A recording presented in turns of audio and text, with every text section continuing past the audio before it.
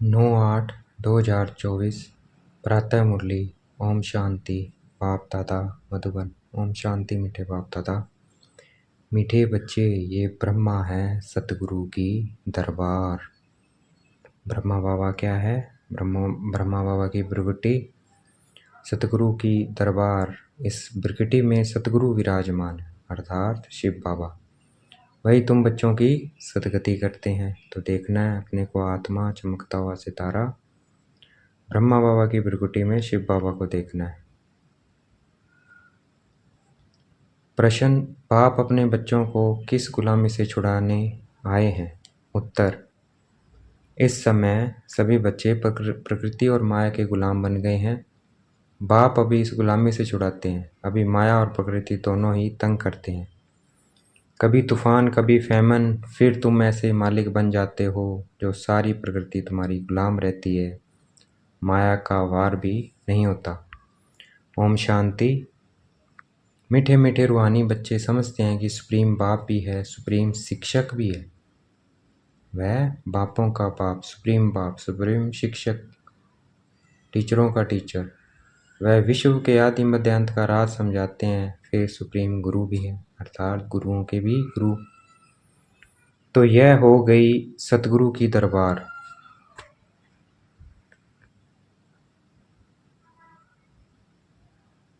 तो यह हो गई सतगुरु की दरबार।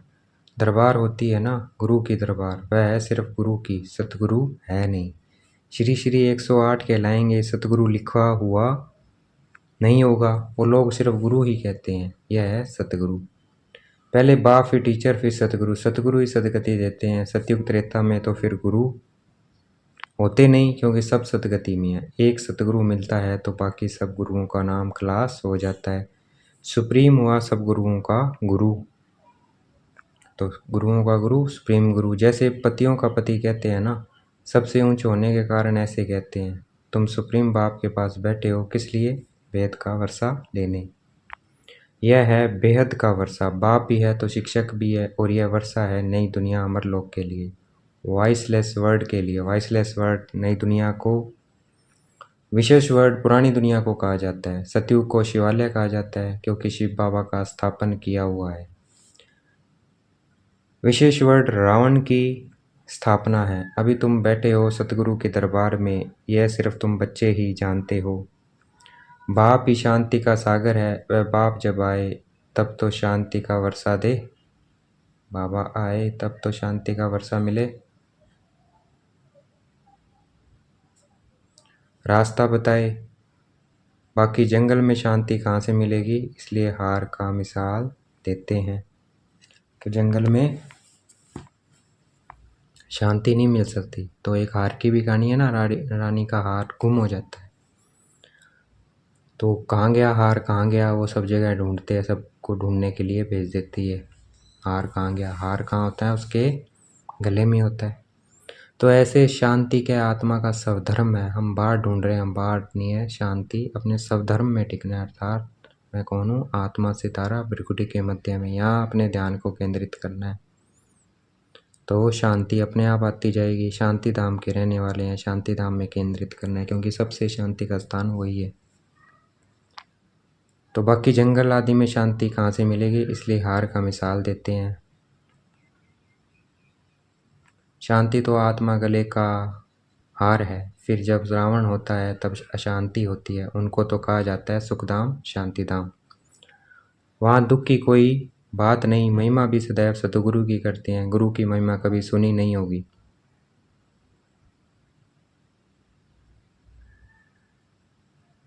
महिमा सतगुरु की करते हैं, गुरु की महिमा कभी सुनी नहीं होगी।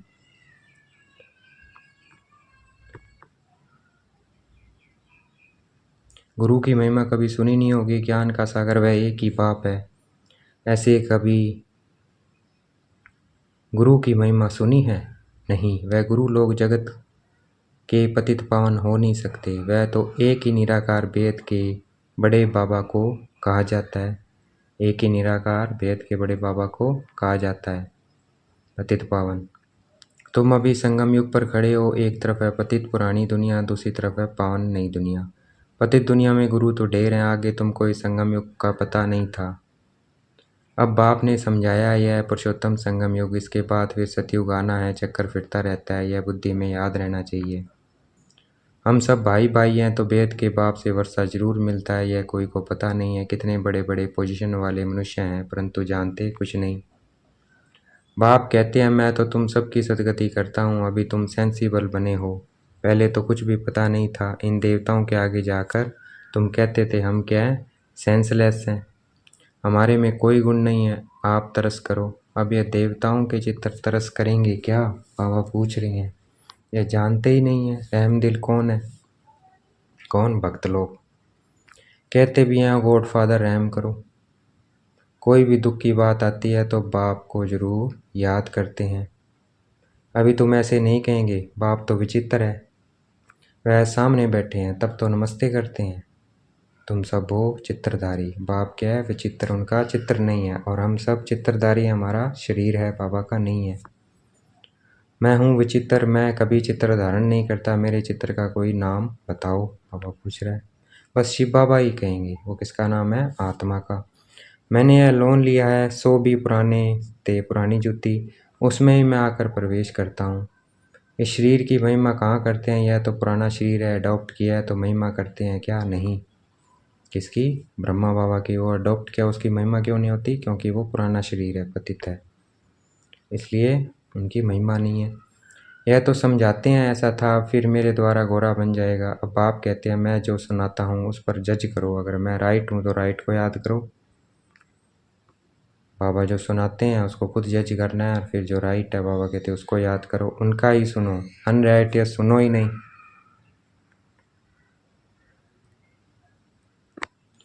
तो राइटियस को याद करो, उनका ही सुनो, अनराइटियस सुनो ही नहीं। उनको इविल कहा जाता है। Talk no evil, see no evil, do no evil and think no evil. इन आंखों से जो कुछ देखते हो उनको भूल जाओ, अभी तो जाना है अपने घर, फिर वापस अपने सुखधाम में आएंगे। बाकी तो यह सब जैसे कि मरे पड़े हैं, टेम्परेरी हैं, नए या पुराने शरीर होंगे, न ये दुनिया होगी। हम पुरुषार्थ कर रहे हैं नई दुनिया के लिए, फिर वर्ल्ड की हिस्ट्री ज्योग्राफी रिपीट होती है, तुम अपना राज्य भाग्य ले रहे हो। जानते हो कलब कलब बाप आते हैं राज्य भाग्य देने, तुम भी कहते हो बाबा कल पहले भी मिले थे, वर्षा लिया था, नर से नारायण बने थे। बाकी सब एक जैसा मर्तबा तो पा नहीं सकते हैं, नंबरवार तो होते हैं। यह स्पिरिचुअल यूनिवर्सिटी, स्पिरिचुअल फादर पढ़ाने वाला है, बच्चे भी पढ़ाते हैं। कोई प्रिंसिपल का बच्चा होता है तो वह भी सर्विस में लग जाता है, स्त्री भी पढ़ाने लग जाती है, बच्चे भी अच्छी रीति पढ़े तो पढ़ा सकती हैं, बच्ची भी अच्छी तरह पढ़े तो पढ़ा सकती है, परंतु वह दूसरे घर में चली जाती है। यहाँ तो कायदा ही नहीं है बच्चियों को नौकरी करने का। नई दुनिया में पद पाने का सारा मदार है इस पढ़ाई पर, नई दुनिया में पोजीशन पाने का आधार इस पढ़ाई पर है, संगम की। इन बातों को दुनिया नहीं जानती है। लिखा हुआ है भगवान वाचे बच्चों, मैं तुमको राजाओं का राजा बनाता हूँ, कोई मॉडल थोड़ी बनाता हूँ। जैसे देवियों के चित्र बनाते हैं तुम तो पढ़कर वह पद पाते हो, वह तो मिट्टी के चित्र बनाते हैं, सिर्फ किसके लिए, पूजा के लिए। यहाँ तो आत्मा पढ़ती है, फिर तुम संस्कार ले जाएंगे, जाकर नई दुनिया में शरीर लेंगे। दुनिया ख़त्म नहीं होती है, सिर्फ एज बदलती है, एज बदलती है, golden age, silver age, copper age और आयरन एज। 16 कला से 14 कला दुनिया तो वही चलती रहती है, नई से पुरानी होती है। बाप तुमको राजाओं का राजा बनाते हैं, इस पढ़ाई से और कोई की ताकत नहीं जो ऐसा पढ़ा सके। कितना अच्छी रीति समझाते हैं। फिर पढ़ते पढ़ते माया अपना बना लेती है, फिर भी जितना जितना जो पढ़ा है उस अनुसार वह स्वर्ग में जरूर आएंगे। कमाई जाएगी नहीं, अविनाशी ज्ञान का विनाश नहीं हो सकता है। आगे चल आएंगे, जाएंगे कहाँ, आगे चल आएंगे, क्योंकि यहीं आना है सबको, यही एक हट्टी है। जाएंगे कहाँ, एक ही हट्टी है ना। आते रहेंगे शमशान में, जब मनुष्य जाते हैं तो फिर बड़ा वैराग्य आता है। बस यह शरीर ऐसे छोड़ने का है, फिर हम पाप क्यों करें, पाप करते करते हम ऐसे मर जाएंगे, ऐसे ख्यालात आते हैं, उसको कहा जाता है शमशानी वैराग्य। समझते भी है जाकर दूसरा शरीर लेंगे, परंतु ज्ञान तो नहीं है ना। यहाँ तो तुम बच्चों को समझाया जाता है, इस समय तुम खास मरने के लिए तैयार कर रहे हो, क्योंकि यहाँ तो तुम टेम्परेरी हो, पुराना शरीर छोड़ फिर नई दुनिया में जाएंगे। बाप कहते हैं बच्चे जितना तुम मुझे याद करेंगे उतना पाप करते जाएंगे, सहज से सहज भी है तो डिफ़िकल्ट भी है। बच्चे जब पुरुषार्थ करने लग पड़ते हैं तब समझाते हैं माया की बड़ी युद्ध है। बाप कहते हैं सहज है परंतु माया दीवा ही बुझा देती है। कुलुब कावली की कहानी भी है ना, माया बिल्ली दीवा बुझा देती है। यहाँ सब माया के गुलाम हैं, फिर तुम माया को गुलाम बनाते हो। सारी प्रकृति तुम्हारी अदब में रहती है, कोई तूफान नहीं, फैमन नहीं, प्रकृति को गुलाम बनाना है। वहाँ कभी भी माया का वार नहीं होगा। अभी तो कितना तंग करती है। गायन है ना, मैं गुलाम तेरा, वह फिर कहते हैं तू गुलाम मेरा। बाप कहते हैं अब मैं तुमको गुलामपने से छुड़ाने आया हूँ। तुम मालिक बन जाएंगे, वह गुलाम बन जाएंगे, जरा भी चूं चाह होगी नहीं। यह भी ड्रामा में नूंद है। तुम कहते हो बाबा माया बड़ा तंग करती है, सो क्यों नहीं करेगी। इसको कहा ही जाता है युद्ध का मैदान। माया को गुलाम बनाने लिए तुम कोशिश करते हो तो माया भी पिछाड़ती है, कितना तंग करती है, कितने को हराती है, कईयों को एकदम खा जाती है, हप कर लेती है। फल स्वर्ग का मालिक बनते हैं परंतु माया तो खाती रहती है। उनके जैसे पेट में पड़े हैं, सिर्फ पिछाड़ी निकली, बाकी सारा अंदर है। इसको दुबन दलदल भी कहते हैं। सिर्फ क्या है, पूंछड़ी निकली हुई है, बाकी क्या है, माया ने खा रखा है। क्या अंदर है जिसको दुबन कहते हैं। कितने बच्चे दुबन में पड़े हुए हैं, बच्चे भी दबन में पड़े हुए हैं, जरा भी याद नहीं कर सकते हैं, बाबा को याद नहीं करते। बाबा का बच्चा बनने के बाद बाबा को याद नहीं कर रहे हैं। जैसे कुएं का भ्रमरी का मिसाल है, कछुए का भ्रमरी का मिसाल है, ऐसे तुम भी कीड़ों को भूं भूं कर क्या से क्या बना सकते हो, एकदम स्वर्ग की परिजादा। सन्यासी बल भ्रमरी का मिसाल देते हैं परंतु वह कोई भूं भूं कर बदलते थोड़ी हैं। बदली होती है संगम पर। अभी है संगम युग। तुम शूद्र से ब्राह्मण बने हो तो जो भिखारी मनुष्य है उनको तुम ले आते हो। कीड़े में भी कोई बराबरी बन जाते हैं, कोई सड़ जाते हैं तो कोई फिर अधूरे रह जाते हैं। बाबा ने यह बहुत देखे हैं। यहाँ भी कोई अच्छी रीति पढ़ते हैं, ज्ञान के पंख जम जाते हैं। कोई को आधा में ही माया पकड़ लेती है तो कच्चे ही रह जाते हैं। तो ये मिसाल भी अभी के हैं। वंडर है ना, भ्रमरी कीड़े को ले आकर आप समान बनाए। यह एक ही है जो आप समान बनाते हैं। दूसरा सर्प का मिसाल देते हैं। सतयुग में बस एक खाल छोड़ दूसरी ले लेते हैं, झट साक्षात्कार होते हैं, अब शरीर छोड़ने वाले हैं, आत्मा निकल दूसरे गर्भ महल में बैठती है। यह भी एक मिसाल देते हैं। गर्भ महल में बैठा था, उनको बाहर निकलने दिल नहीं होती थी, फिर भी बाहर आना तो है जरूर। अभी तुम बच्चे हो, संगम युग पर ज्ञान से ऐसे पुरुषोत्तम बनते हो। भक्ति तो जन्म जन्मांतर की है, तो जिन्होंने जास्ती भक्ति की है वही आकर नंबरवार पुरुषार्थ अनुसार पद पाएंगे। अभी तुम्हारी बुद्धि में सारा ज्ञान है, बाकी शास्त्रों का ज्ञान कोई ज्ञान नहीं है। वह तो है भक्ति, उनसे कोई सदगति नहीं होती है। सदगति माना वापस घर जाना, घर में कोई जाता नहीं है। बाप खुद कहते हैं मेरे साथ कोई मिलता नहीं है, पढ़ाने वाला साथ ले जाने वाला भी चाहिए ना।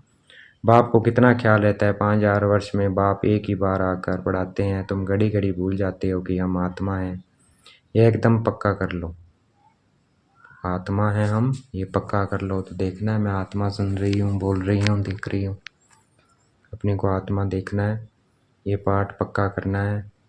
हम आत्माओं को बाप पढ़ाने आए हैं। इसको कहा जाता है स्पिरिचुअल नॉलेज। स्पिरिचुअल अर्थात स्पिरिट की नॉलेज, आत्मा परमात्मा की नॉलेज, स्पिरिचुअल नॉलेज। सुप्रीम रूह हम रूहों को नॉलेज देते हैं, और देती कौन है, स्पिरिट परम आत्मा। संस्कार भी आत्मा में रहते हैं। शरीर तो खत्म हो जाता है, आत्मा अविनाशी है। तो यह ब्रह्मा की भ्रकुटी है, सतगुरु का दरबार। यह इस आत्मा की भी, ये इस आत्मा का भी दरबार है। किसका, ब्रह्मा बाबा का। फिर सतगुरु ने भी आकर इनमें प्रवेश किया है। इसको रथ भी कहते हैं, दरबार भी कहते हैं।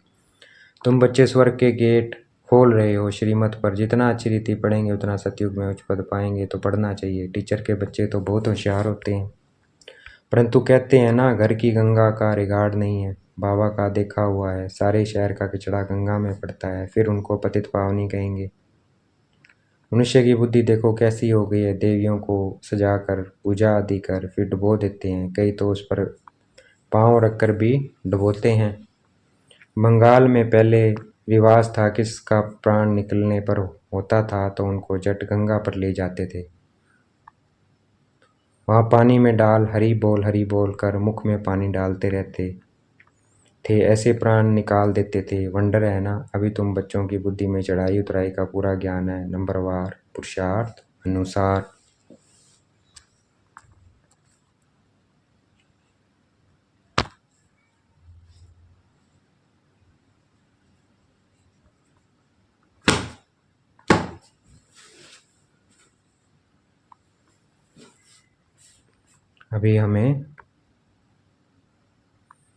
अभी हम बच्चों को बुद्धि में चढ़ाई उतराई का पूरा ज्ञान है, नंबर पुरुषार्थ अनुसार। अच्छा, देखेंगे बाबा हमें याद प्यार दे रहे हैं।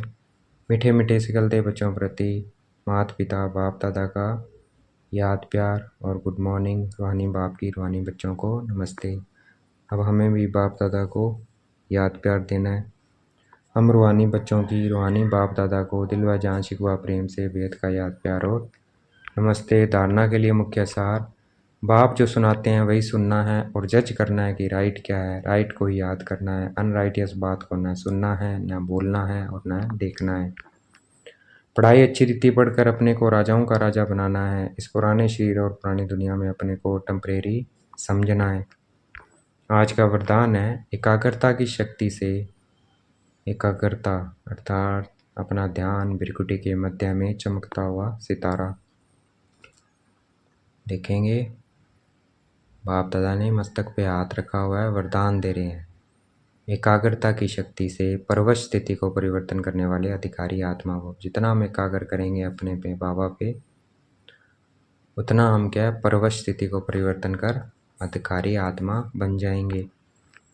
व्याख्या है वरदान की, ब्राह्मण अर्थात अधिकारी आत्मा कभी किसी के परवश नहीं हो सकती है, अपने कमजोर स्वभाव संस्कार के वश भी नहीं, क्योंकि स्वभाव अर्थात सब प्रति और सर्व के प्रति आत्मिक भाव है, तो कमजोर स्वभाव के वश नहीं हो सकते। और आदि संस्कारों के समृद्धि से कमजोर संस्कार भी सहज परिवर्तन हो जाती है। एकाग्रता की शक्ति पर्वत स्थिति को परिवर्तन कर मालिकपन की स्थिति की सीट पर सेट कर देती है। स्लोगन है, क्रोधी ज्ञानी तू आत्मा के लिए महाशत्रु है। क्रोध ज्ञानी तू आत्मा के लिए महाशत्रु है, इसलिए शांत बनना है। देखना है मैं आत्मा शांत स्वरूप बनती जा रही हूँ, क्रोध खत्म होता जा रहा है। अच्छा, ओम शांति। शुक्रिया मीठे बाबा, शुक्रिया।